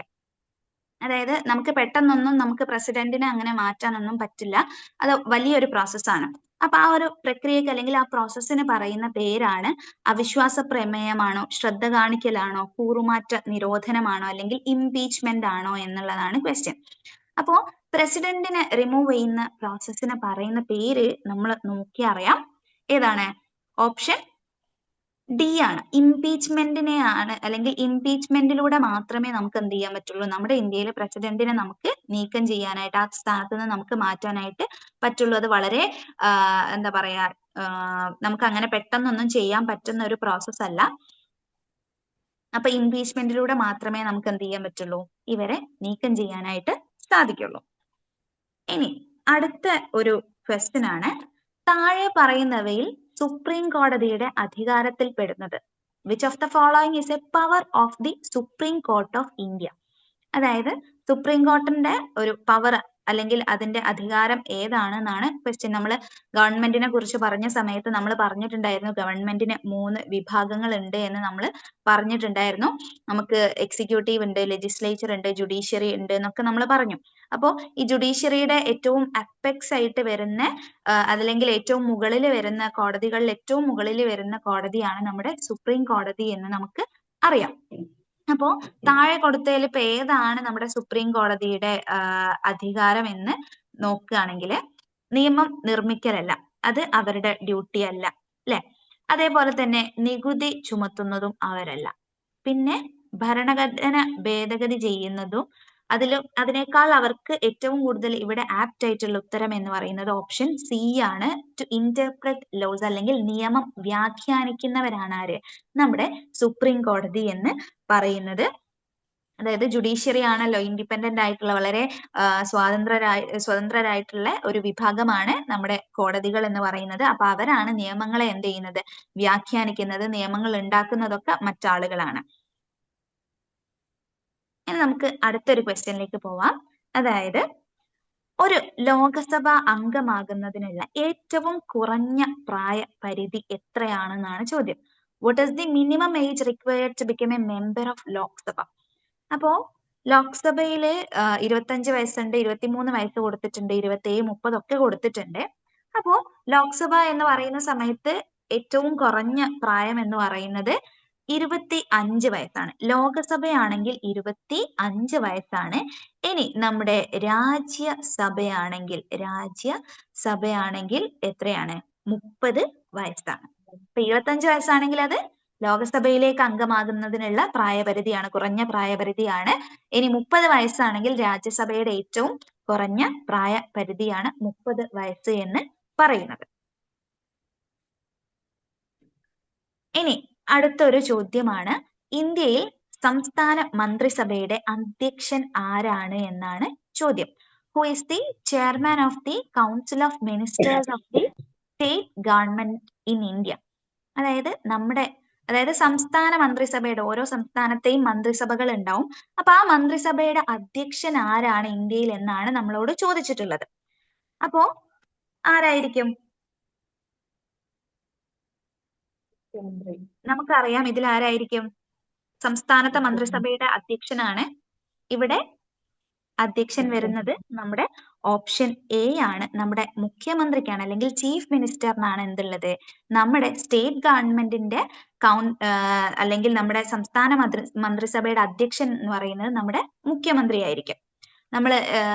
നമ്മുടെ രാജ്യസഭയും ലോക്സഭയും ഒക്കെ പറഞ്ഞ സമയത്ത് അവിടെയൊക്കെ അധ്യക്ഷന്മാരെ കുറിച്ച് നമ്മൾ പറഞ്ഞിട്ടുണ്ട്. അപ്പൊ നമ്മുടെ സംസ്ഥാന മന്ത്രിസഭയാണെന്നുണ്ടെങ്കിൽ അവിടെയുള്ള അധ്യക്ഷൻ എന്ന് പറയുന്നത് മുഖ്യമന്ത്രി ആയിരിക്കും.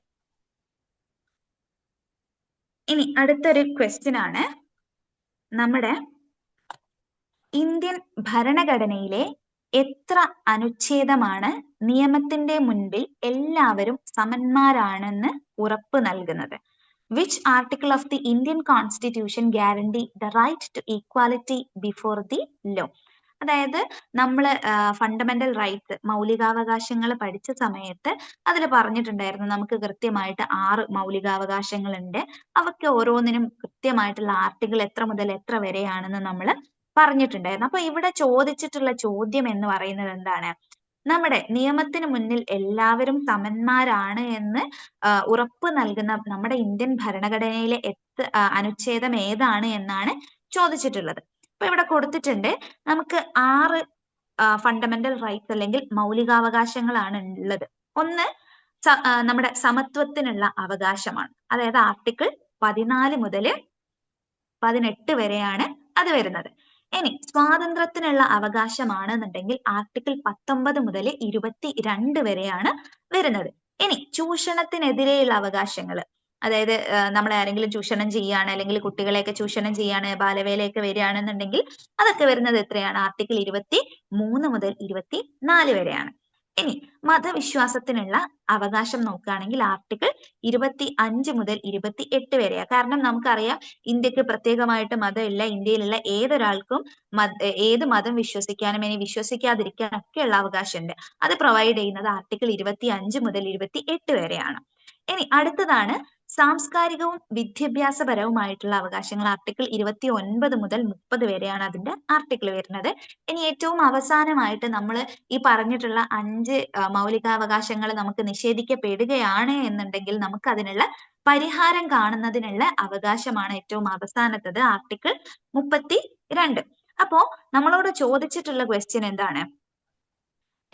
നിയമത്തിന് മുന്നിൽ എല്ലാവരും സമന്മാരാണ് എന്നുള്ളത് കാണിക്കുന്നതാണ്.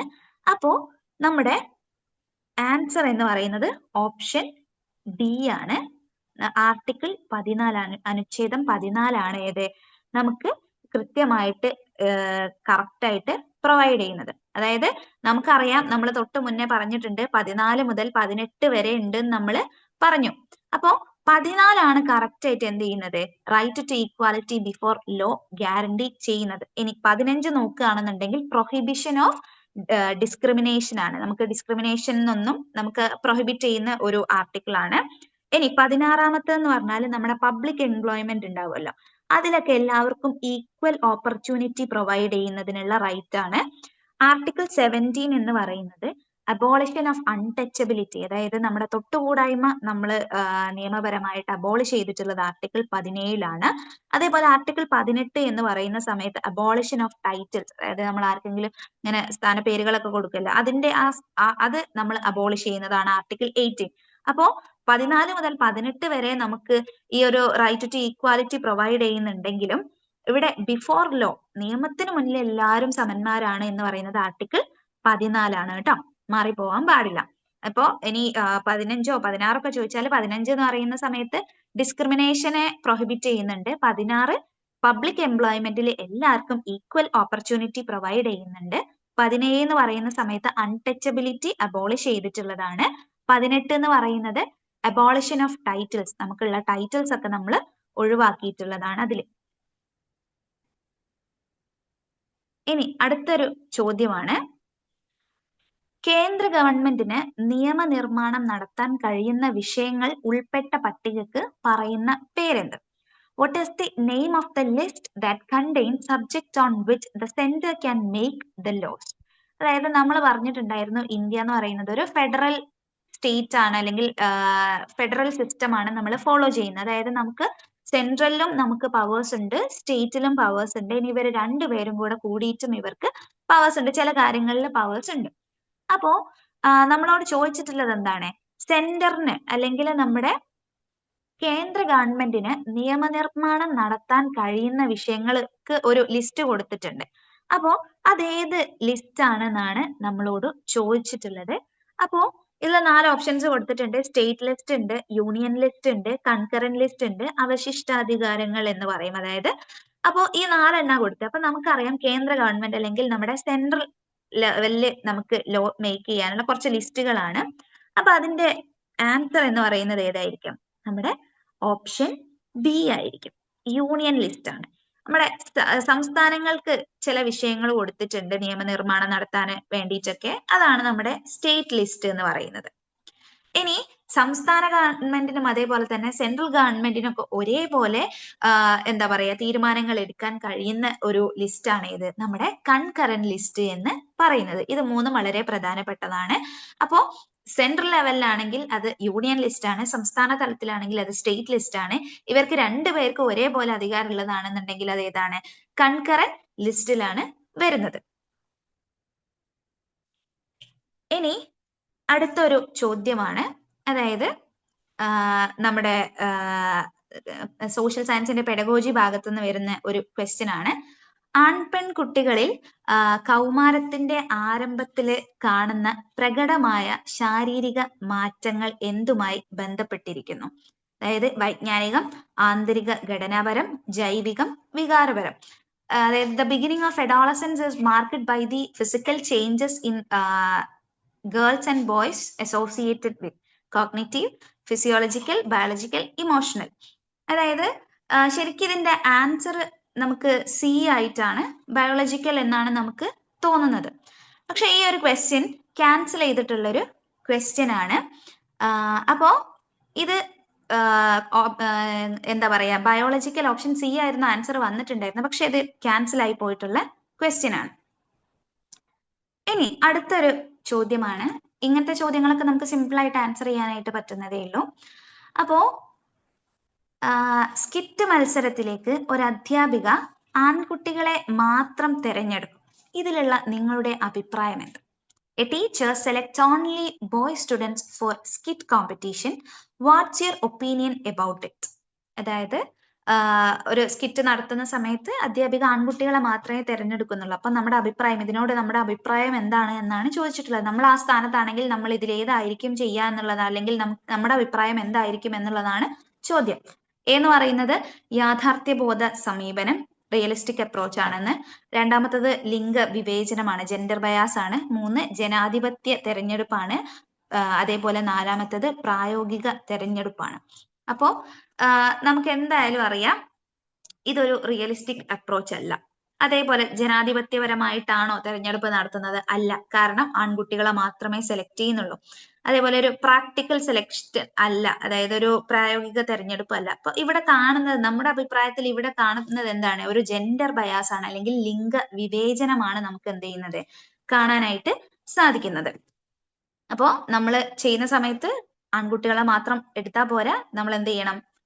പെൺകുട്ടികളെയും ഇൻക്ലൂഡ് ചെയ്യാനായിട്ട് ശ്രമിക്കണം. അപ്പൊ ഇവിടെ കാണുന്നത് ഒരു ലിംഗ വിവേചനമാണ്. അടുത്ത ഒരു ക്വസ്റ്റ്യൻ ആണ്, ത്രിമാന മാതൃകക്ക് ഉദാഹരണ മേത് എക്സാമ്പിൾ ഓഫ് 3 ഡയമെൻഷണൽ മോഡൽ. ഇത് എപ്പോഴും ചോദിക്കുന്ന ഒരു ചോദ്യമാണ്. നമുക്ക് പെഡഗോജിന്റെ ഭാഗത്ത് നിന്ന് സ്ഥിരമായിട്ട് നോട്ട് ചെയ്യേണ്ട ഒരു ക്വസ്റ്റ്യൻ ആണ്. സിമ്പിൾ ആണ്. അതായത് 3 ഡയമെൻഷണൽ മോഡൽ ഏതാണെന്നാണ് ചോദ്യം. സിമ്പിൾ ആണ്, നമുക്ക് അറിയാവുന്ന, നമ്മൾ എപ്പോഴും നമ്മൾ സോഷ്യൽ സയൻസ് ആർക്ക് ഒരിക്കലും ഒഴിവാക്കാൻ പറ്റാത്ത ബേസിക് ആയിട്ടുള്ള സാധനമാണ് ഗ്ലോബ്. അപ്പൊ ഈ ഗ്ലോബ് ആണ് എന്ത്, ത്രിമാന മാതൃകക്ക് അല്ലെങ്കിൽ ഒരു 3 ഡയമെൻഷണൽ മോഡലിന് നമുക്ക് എക്സാമ്പിൾ ആയിട്ട് പറയാൻ വേണ്ടി പറ്റുന്നത്. അടുത്തൊരു ചോദ്യമാണ്, ഒരു സംഘത്തിലെ സാമൂഹ്യ ബന്ധങ്ങൾ അറിയാൻ ഉപയോഗിക്കുന്ന തന്ത്രം. Technique to understand the social relationship in a group. Option A എന്ന് പറയുന്നത് കേസ് പഠനമാണ്, ബി റോൾ പ്ലേ ആണ്, സി ഹിസ്റ്റോഗ്രാം ആണ്, ഡി സാമൂഹ്യ രീതിയാണ്. അതായത് case study, role play, histogram, sociometry, ഇതിലേതാണെന്നാണ് ചോദ്യം. അതായത് ഒരു ഗ്രൂപ്പിന്റെ ഇടയിൽ അവർ തമ്മിലുള്ള സാമൂഹ്യ ബന്ധങ്ങൾ നമുക്ക് ഉപയോഗിക്കുന്ന, അതായത് നമ്മൾ BEd ചെയ്യുന്ന സമയത്ത് നമ്മൾ കൃത്യമായിട്ട് ട്രെയിനിങ്ങിനൊക്കെ പോകുന്ന സമയത്ത് നമ്മൾ ചെയ്യുന്ന ഒരു കാര്യമാണ്. നമ്മുടെ ആൻസർ എന്ന് പറയുന്നത് ഓപ്ഷൻ ഡി ആണ്, സോഷ്യോമെട്രി ആണ്, സാമൂഹ്യ രീതി. അതായത് നമ്മൾ ഒരു ക്ലാസ് റൂമിൽ പോയിട്ട് നമ്മൾ ആ ക്ലാസ്സിലുള്ള കുട്ടികളുടെ ഒരു എന്താ പറയാ സോഷ്യൽ റിലേഷൻഷിപ്പ് നമുക്ക് സോഷ്യോമെട്രി ഉപയോഗിച്ചിട്ട് നമുക്ക് മനസ്സിലാക്കാൻ പറ്റും. അപ്പൊ ആ സോഷ്യോമെട്രിയിൽ നമുക്ക് സ്റ്റാറുകളെ, അതായത് കുറെ ആളുകളുമായിട്ട് കണക്ട് ചെയ്ത് നിൽക്കുന്ന ഒരാള്, അതേപോലെ ക്ലിക്കുകള്, അതേപോലെ തന്നെ എന്താ പറയാ ഇൻഡിപെൻഡന്റ് ആയിട്ടുള്ള ആളെയൊക്കെ നമുക്ക് എന്ത് ചെയ്യാൻ പറ്റും, കണ്ടെത്താൻ പറ്റും. അപ്പൊ അതിന് ഉപയോഗിക്കുന്ന ഒരു തന്ത്രമാണ് നമ്മുടെ സോഷ്യോമെട്രി എന്ന് പറയുന്നത്. നമ്മുടെ റോൾ പ്ലേയും കേസ് സ്റ്റഡി എന്നൊക്കെ പറയുന്നത് ഇതേപോലെ നമുക്ക് സോഷ്യൽ റിലേഷൻഷിപ്പ് നമുക്ക് അത്രത്തോളം മനസ്സിലാക്കാൻ പറ്റില്ല. സോഷ്യോമെട്രിയാണ് ഏറ്റവും ആപ്റ്റ് ആയിട്ടുള്ളത്. അടുത്ത ഒരു ചോദ്യമാണ്, കുട്ടികളില് വിമർശനാത്മക ചിന്ത പരിപോഷിപ്പിക്കുവാന് തീർത്തും അനുയോജ്യമല്ലാത്ത ബോധന രീതി ഏതാണെന്നാണ്. Which of the following method of the teaching is not suitable for promoting critical thinking in children. അതായത് ക്രിട്ടിക്കൽ തിങ്കിങ് അല്ലെങ്കിൽ നമ്മുടെ വിമർശനാത്മക ചിന്ത എന്ന് പറയുന്നത് വളരെ പ്രധാനപ്പെട്ട. അപ്പൊ ഇതിൽ 4 മെത്തേഡുകൾ കൊടുത്തിട്ടുണ്ട്. നമുക്ക് ഫെമിലിയർ ആയിട്ടുള്ള മെത്തേഡാണ്. എ എന്ന് പറയുന്നത് ഡിസ്കഷൻ മെത്തേഡ്, ചർച്ചയാണ്. ബി ഡയലോഗ്, അതായത് ഒരു സംവാദത്തിലൂടെയാണ്. സി എന്ന് പറയുന്നത് ബ്രെയിൻ സ്റ്റോമിംഗ് ആണ്. നാലാമത്തത് ഡി ലെക്ചർ മെത്തേഡാണ്. അപ്പോ ക്വസ്റ്റ്യൻ ഇവിടെ ശ്രദ്ധിക്കണം, നോട്ട് അല്ലെങ്കിൽ അനുയോജ്യമല്ലാത്ത അങ്ങനെയാണ് കൊടുത്തിട്ടുള്ളത്. അപ്പൊ ഇതിൽ ഏതാണ് നമുക്ക് കുട്ടികളിൽ ഒരു ക്രിട്ടിക്കൽ തിങ്കിങ് ക്രിയേറ്റ് ചെയ്യാത്ത അല്ലെങ്കിൽ പ്രൊമോട്ട് ചെയ്യാത്ത രീതി ഏതാണെന്നാണ് ചോദ്യം. ഇപ്പൊ ഡിസ്കഷൻ ആവുന്ന സമയത്ത് കുട്ടികളുടെ കാര്യങ്ങളൊക്കെ എന്ത് ചെയ്യുന്നുണ്ടാവും, അവരുടെ ചിന്തകളൊക്കെ അവര് ഡിസ്കഷനിൽ പറയുന്നുണ്ട്. അതേപോലെ ഡയലോഗ് അല്ലെങ്കിൽ സംവാദമാണെന്നുണ്ടെങ്കിലും സിമിലർ ആണ്. ഏതോ ഒരു വിഷയത്തെ കുറിച്ച് സംവാദം നടത്തുന്നത്, അവരവരുടെ വിമർശനാത്മക ചിന്തകളൊക്കെ അതിൽ പറയുന്നുണ്ട്. ഇനി ബ്രെയിൻ സ്റ്റോമിങ്, അതായത് ഒരു ക്വസ്റ്റ്യൻ ഇട്ട് കൊടുക്കും, ആ ക്വസ്റ്റ്യൻ നിന്നാണ് അവർ ഡിസ്കസ് ചെയ്തിട്ട് കൃത്യമായിട്ട് കാര്യങ്ങൾ മനസ്സിലാക്കിയെടുക്കുന്നത്. അപ്പോ ഇതില് സ്യൂട്ടബിൾ അല്ലാത്ത അല്ലെങ്കിൽ അനുയോജ്യമല്ലാത്ത രീതി എന്ന് പറയുന്നത് ഭാഷണ രീതിയാണ്, അഥവാ ലെക്ചർ മെത്തേഡാണ്. അതായത് ലെക്ചർ മെത്തേഡ് ആകുന്ന സമയത്ത് ആ ടീച്ചർ ഒരു ഭാഗത്ത് നിന്നുകൊണ്ട് ഒരു ടോപ്പിക്കിനെ കുറിച്ചിട്ട് അങ്ങനെ പറഞ്ഞു പോവുക ചെയ്യുക. അതിലൊരിക്കലും എന്ത് ചെയ്യുന്നില്ല, നമ്മുടെ വിമർശനാത്മക ചിന്ത അല്ലെങ്കിൽ ക്രിട്ടിക്കൽ തിങ്കിങ് എന്ത് ചെയ്യുന്നില്ല, അവിടെ കുട്ടികളിൽ നമുക്ക് ഉണ്ടാക്കിയെടുക്കാൻ പറ്റില്ല, പ്രൊമോട്ട് ചെയ്യുന്നില്ല. അപ്പൊ അതുകൊണ്ട് നമ്മുടെ നോട്ട് എന്നുള്ളത് നമ്മൾ ശ്രദ്ധിക്കണം. അല്ലെങ്കിൽ അനുയോജ്യമല്ലാത്ത, നമ്മൾ പെട്ടെന്ന് കയറി എന്ത് ചെയ്യാൻ പാടില്ല, ബബിൾ ചെയ്യാൻ പാടില്ല. അപ്പൊ ക്വസ്റ്റ്യൻ ഒന്ന് കൃത്യമായിട്ട് വായിച്ചിട്ട് വേണം നമ്മൾ എന്ത് ചെയ്യാൻ, ആൻസർ ചെയ്യാൻ. ഇനി അടുത്ത ഒരു ക്വസ്റ്റ്യൻ ആണ്, ചുവടെ നൽകിയിട്ടുള്ള പഠന വൈകല്യത്തിൽ ഉൾപ്പെടുന്നത് ഏത്, അല്ലെങ്കിൽ which of the following is A learning difficulty, അല്ലെങ്കിൽ നമ്മൾ ലേണിംഗ് ഡിസേബിലിറ്റി എന്നൊക്കെ പറയാറുണ്ട്. അപ്പോ ഓപ്ഷൻസ് നോക്കുകയാണെങ്കിൽ ഓട്ടിസം ഉണ്ട്, ഡിസ്ലെക്സി ഉണ്ട്, മെന്റൽ റിട്ടാർഡേഷൻ ഉണ്ട്, വിഷ്വൽ ഇമ്പയർമെന്റ് ഉണ്ട്. അപ്പോ ഇവിടെ കൃത്യമായിട്ട് കൊടുത്തിട്ടുണ്ട് എന്ത്, പഠന വൈകല്യം എന്നുള്ളത് അല്ലെങ്കിൽ ലേണിംഗ് ഡിഫിക്കൽട്ടി എന്നുള്ളത് കൊടുത്തിട്ടുണ്ട്. അപ്പൊ ഇതിൽ ഏതാണെന്നാണ് ചോദ്യം. ഓട്ടിസം ഒരു ലേണിംഗ് ഡിഫിക്കൽട്ടി അല്ല എന്ന് നമുക്കറിയാം. മെന്റൽ റിട്ടാർഡേഷൻ, അതേപോലെ കാഴ്ച വൈകല്യം, ഇതൊന്നും നമുക്ക് ഡിസേബിലിറ്റി അല്ല എന്ന് നമുക്കറിയാം. അപ്പൊ നമ്മുടെ ആൻസർ എന്ന് പറയുന്നത് ഓപ്ഷൻ ബി ആണ്, ഡിസ്ലെക്സിയ. അപ്പോ ഡിസ്ലെക്സിയ എന്ന് പറഞ്ഞാൽ വായിക്കാനുള്ള കുട്ടികളുടെ ബുദ്ധിമുട്ടിനെയാണ് നമ്മൾ ഡിസ്ലെക്സിയ എന്ന് പറയുന്നത്. ഇനി അതിൽ ലേണിംഗ് ഡിസേബിലിറ്റി 3 ആണെന്ന് നമ്മൾ പഠിച്ചിട്ടുണ്ട്. അപ്പൊ അതിൽ ഒന്നാമത്തതാണ് നമ്മുടെ ഈ ഒരു ഡിസ്ലെക്സിയ, വായിക്കാനുള്ള ബുദ്ധിമുട്ട് എന്ന് പറയുന്നത്. ഇനി റൈറ്റിംഗിലുള്ള എഴുതാനുള്ള കുട്ടികളുടെ ബുദ്ധിമുട്ട് നമ്മൾ പറയുന്നത് ഡിസ്ഗ്രാഫിയ എന്നാണ്. അതായത് എഴുതാൻ അവർക്ക് ബുദ്ധിമുട്ടുണ്ടാവും. ഇനി മാത്സിലെ കാൽക്കുലേഷൻസ് ഒക്കെയാണ് ബുദ്ധിമുട്ടുള്ളത് എന്നുണ്ടെങ്കിൽ അതിനെ നമ്മൾ ഡിസ്കാൽക്കുലിയ. അപ്പൊ ഇത് മൂന്നെണ്ണാണ് ലേണിംഗ് ഡിഫിക്കൽട്ടി ആയിട്ട് നമ്മൾ എപ്പോഴും പറയുന്നത്. ഇവിടുന്ന് ഒരു ചോദ്യം നമുക്ക് എന്തായാലും പ്രതീക്ഷിക്കാം ലേണിംഗ് ഡിസേബിലിറ്റീസ് റിലേറ്റ് ചെയ്തിട്ട്. ഡിസ്ലെക്സിയ ആണെങ്കിൽ വായിക്കാനുള്ള ബുദ്ധിമുട്ടാണ്, എഴുതാനുള്ള ബുദ്ധിമുട്ടാണെങ്കിൽ അത് ഡിസ്ഗ്രാഫിയാണ്. ഇനി മാത്സ് കാൽക്കുലേഷനുമായി ബന്ധപ്പെട്ടിട്ടുള്ളതാണെങ്കിൽ ഡിസ്കാൽക്കുലിയ. ഇത് മൂന്നും കൃത്യമായിട്ട് നമ്മൾ മനസ്സിലാക്കണം. ഈ ഓപ്ഷൻസ് കൊടുത്തിട്ടുള്ള ബാക്കി മൂന്നെണ്ണവും ലേണിംഗ് ഡിഫിക്കൽട്ടീസ് അല്ല, ഡിഫിക്കൽട്ടീസ് ആണ്, പക്ഷെ അതൊരിക്കലും പഠന വൈകല്യമല്ല. ഇനി നമുക്ക് അടുത്ത ക്വസ്റ്റ്യനിലേക്ക് പോവാം. ഒരു കുട്ടിക്ക് നേരിട്ട് അനുഭവം ലഭിക്കുന്നതിന് അനുയോജ്യമായ പഠന രീതിയാണ്, അതായത് apt learning method to get direct experience to pupils. അപ്പോൾ ഇതിൽ ഏത് മെത്തേഡ് യൂസ് ചെയ്താലാണ് ഏറ്റവും അനുയോജ്യമായിട്ട് അല്ലെങ്കിൽ കുട്ടിക്ക് നേരിട്ട് അനുഭവം കിട്ടുന്നത് എന്ന്, ഡയറക്റ്റ് എക്സ്പീരിയൻസ് കിട്ടുന്നത്? സെമിനാർ ഉണ്ട്, സംവാദം ഉണ്ട്, കഥ പറച്ചിലുണ്ട്, ഫീൽഡ് ട്രിപ്പ് ഉണ്ട്. അതായത് ഇപ്പൊ നമ്മളിപ്പോ ഒരു എന്താ പറയാ, നമ്മൾ ഒരു ബീച്ചിനെ കുറിച്ച് പറയുകയാണെന്നുണ്ടെങ്കിൽ അവർക്ക് അത് ഡയറക്റ്റ് എക്സ്പീരിയൻസിലൂടെ, അതായത് നമ്മളൊരു ഫീൽഡ് ട്രിപ്പ് കൊണ്ടുപോയാലാണ് ഏറ്റവും അനുയോജ്യമായിട്ടുള്ളത്. ഒരു ഡിബേറ്റ് കണ്ടെത്തുന്നതിലൂടെ അവർക്ക് ഡയറക്റ്റ് എക്സ്പീരിയൻസ് കിട്ടുന്നില്ല. അതേപോലെ തന്നെ സെമിനാർ കണ്ടക്ട് ചെയ്യുന്നതിലൂടെ, കഥ പറയുന്നതിലൂടെ ഒന്നും എന്ത് ചെയ്യുന്നില്ല, നേരിട്ട് അനുഭവം കിട്ടുന്നില്ല. ഓപ്ഷൻ ഡി, ഫീൽഡ് ട്രിപ്പിലൂടെ മാത്രമേ എന്ത് ചെയ്യുന്നുള്ളൂ, കുട്ടികൾക്ക് ഒരു ഡയറക്റ്റ് എക്സ്പീരിയൻസ് കിട്ടുന്നുള്ളൂ. അടുത്ത ഒരു ചോദ്യമാണ്, നമ്മുടെ കുട്ടികളുടെ ഫലവത്തായ പഠനത്തിന് പ്രാധാന്യം നൽകുന്ന ഒരു അധ്യാപിക പ്രധാനമായും ഊന്നൽ നൽകുന്നത്. A teacher who values the effective learning of a children mainly emphasis. അതായത് ഒരു നല്ല പഠനത്തിന് പ്രാധാന്യം നൽകുന്ന ഒരു അധ്യാപികയാണ് നമ്മളെങ്കിൽ നമ്മൾ താഴെ പറയുന്നവയിൽ ഏതിനായിരിക്കാം കൂടുതൽ പ്രാധാന്യം അല്ലെങ്കിൽ ഊന്നൽ നൽകുന്നത് എന്നാണ് ചോദ്യം. ഒന്ന്, അച്ചടക്കം അടിച്ചേൽപ്പിക്കുക. അടിച്ചേൽപ്പിക്കുക എന്ന് പറയുമ്പോൾ തന്നെ നമുക്ക് അതല്ല എന്ന് നമുക്ക് മനസ്സിലാക്കാം.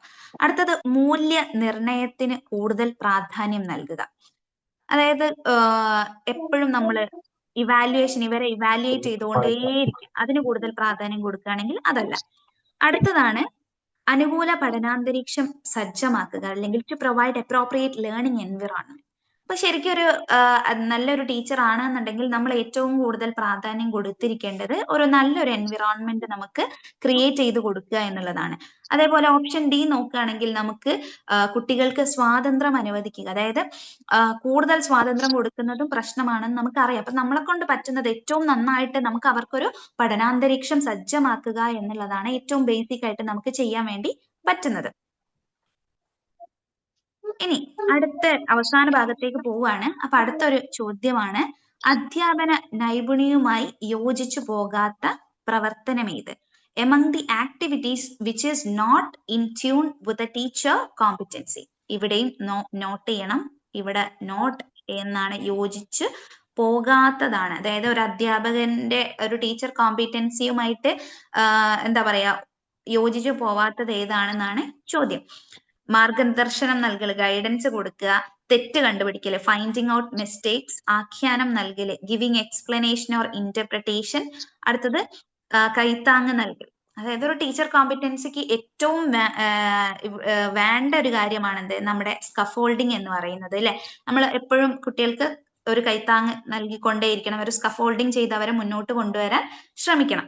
ഇനി എന്തായാലും ഒരു ടീച്ചർ ഒരു ഗൈഡൻസ് പ്രൊവൈഡ് ചെയ്യുന്ന ആളാണെന്ന് നമുക്കറിയാം. പിന്നെ നമ്മൾ കൃത്യമായിട്ട് എക്സ്പ്ലനേഷന്, ഒരു കാര്യത്തെക്കുറിച്ച് ഇന്റർപ്രറ്റ് ചെയ്ത് കൊടുക്കേണ്ടതൊക്കെ ഒരു ടീച്ചറുടെ ഉത്തരവാദിത്തമാണ്. നമ്മൾ എപ്പോഴും അവരുടെ മിസ്റ്റേക്കുകൾ മാത്രം അല്ലെങ്കിൽ തെറ്റുകൾ മാത്രം കണ്ടുപിടിക്കുന്നത് നമ്മുടെ ഒരു ടീച്ചർ കോമ്പിറ്റൻസിയുമായിട്ട് ഒത്തുപോകാത്ത, യോജിച്ചു പോകാത്ത ഒരു പ്രവർത്തനമാണ്. നമ്മൾ ബാക്കിയൊക്കെ നമ്മൾ കൃത്യമായിട്ട് പ്രൊവൈഡ് ചെയ്യണം. സ്കഫോൾഡിങ് അവർക്ക് ഓരോ കൃത്യമായിട്ട് പ്രൊവൈഡ് ചെയ്യണം, ഗൈഡൻസ് കൊടുക്കണം, എക്സ്പ്ലനേഷൻസ് ഒക്കെ കൃത്യമായിട്ട് നമ്മൾ കൊടുക്കണം. പക്ഷെ എപ്പോഴും അവരുടെ മിസ്റ്റേക്സ് മാത്രം കണ്ടുപിടിച്ച് അവരെ ഒരു കുറ്റവാളിയെ പോലെ കാണുന്നത് വളരെ മോശമായിട്ട്, നമ്മളുമായിട്ട് യോജിച്ചു പോവാത്ത ഒരു കാര്യമാണ്. ഇനി നമ്മുടെ ഈ ഒരു സെഷനിലെ അവസാനത്തെ ക്വസ്റ്റ്യൻ ആണ്, നിരന്തരവും അതേപോലെ തന്നെ സമഗ്രവുമായ മൂല്യനിർണ്ണയത്തിൽ വിലയിരുത്തുന്നത് അല്ലെങ്കിൽ assessment and continuous and comprehensive evaluation ഇതിലേതാണെന്നാണ് ചോദ്യം. പഠനകാര്യങ്ങൾ മാത്രം, കോഗ്നിറ്റീവ് ആസ്പെക്ട് മാത്രം. പഠനേതര കാര്യങ്ങൾ അതായത് നോൺ കോഗ്നിറ്റീവ് ആസ്പെക്ട് മാത്രം. സി എന്ന് പറയുന്നത് പഠനവും പഠനേതരമായിട്ടുള്ള കാര്യങ്ങൾ, both cognitive and non cognitive aspect. അതേപോലെ ഓപ്ഷൻ ഡി വൈകാരികമായിട്ടുള്ള കാര്യങ്ങൾ മാത്രം, അതായത് ഇമോഷണൽ ആസ്പെക്റ്റുകൾ മാത്രം. അപ്പോ ഇതിൽ ഏതിനായിരിക്കും ഒരു കണ്ടിന്യൂസ് ആൻഡ് കോംപ്രഹെൻസീവ് ഇവാലുവേഷൻ നടത്തുന്ന സമയത്ത് നമ്മൾ ഏറ്റവും കൂടുതൽ പ്രാധാന്യം കൊടുക്കുന്നത് ഇതിൽ ഏതിനായിരിക്കും എന്നാണ് ചോദ്യം. ഏതിനായിരിക്കും? നമുക്ക് പഠനം മാത്രം മതിയോ? പോരാ. പഠനേതര കാര്യങ്ങൾ മാത്രം മതിയോ? അതും പോരാ. നമുക്ക് ഓപ്ഷൻ സി ആണ് ശരിക്കും നമ്മുടെ ആൻസർ എന്ന് പറയുന്നത്. രണ്ടിനും പ്രാധാന്യമുണ്ട്. പഠനത്തിനും ഉണ്ടാവണം, അതേപോലെ തന്നെ പഠനേതര കാര്യത്തിലും നമ്മൾ എന്ത് ചെയ്യണം? ഒരു മൂല്യനിർണ്ണയം നടത്തുന്ന സമയത്ത് നമ്മൾ ഇതൊക്കെ എന്ത് ചെയ്യണം? ഇൻക്ലൂഡ് ചെയ്യണം. അപ്പൊ ഇത്രയാണ് നമ്മൾ ഇന്നത്തെ സെഷനിൽ ഡിസ്കസ് ഇതുവരെ ചെയ്ത ക്വസ്റ്റ്യൻസ്. 2024 കുറച്ച് ക്വസ്റ്റ്യൻസ് ആണ് ഇതിൽ ഇൻക്ലൂഡ് ചെയ്തിട്ടുള്ളത്. അപ്പോ എല്ലാവർക്കും ക്ലിയർ ആയിട്ടുണ്ടാവും എന്ന് വിചാരിക്കുന്നു. ആർക്കെങ്കിലും എന്തെങ്കിലും ഡൗട്ട്സ് ഉണ്ടോ?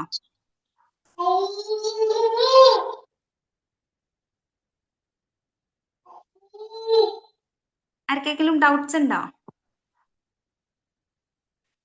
ഇപ്പൊ നല്ല സെഷൻ വൈൻഡപ്പ് ചെയ്യട്ടെ.